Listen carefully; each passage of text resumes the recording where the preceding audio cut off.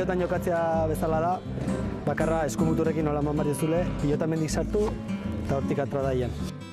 Horixe da Paxaka, joko zuzena erakoa, hau da, paretaren kontra jogabe. Pilota modalitate arrunt zaharra da, tenisaren erro berekoa. Bai, biak sortu ziren erro beretik, hau da, erdi aroan eta Europan eta batez ere Frantzian jokatzen zen jedepon jorotik. Bi bikote edo bi hirukote elkarren kontra aritzen dira, metro bateko sarea tartean. Sakeak 30, erreferak 40, 30, 40. Eta tantoak kontatu beharrean, 15ak kontatzen dira. Duela 30 urte ia erabat desagertu zen, baina orain berreskuratzen ari dira. Gure zonaldean, Laxua elkarte ari da, honen mantentze lanean.